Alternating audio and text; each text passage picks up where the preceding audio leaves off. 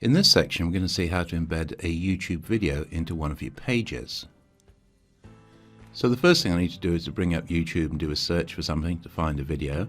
So this is actually one of my videos here. So I'll click on this and I'll just pause it. Underneath here you've got a share option. If I go and click on the share option, I can either just select that and do Control C, or easier I can just click on the copy button. So I've now copied this link into the clipboard. If I go to one of my pages, so I'll bring up all pages here, and I'll go to the About Us page. And what I want to do is I want to add a new block here. And if we go down a little bit, I'll go to where it says Embeds, and I'll go to YouTube. So all I have to do is to paste that URL into that, click on Embed, and there's the video.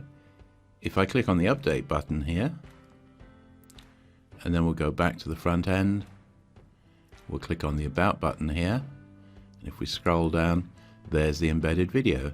If I click on this, as you can see, it runs quite happily. I'll just pause that. You can, of course, or your visitors can, if they want to, click on the YouTube option here, in which case you can run or view that video inside YouTube itself. So that's basically how you embed a YouTube video into any of your pages. Very, very simple.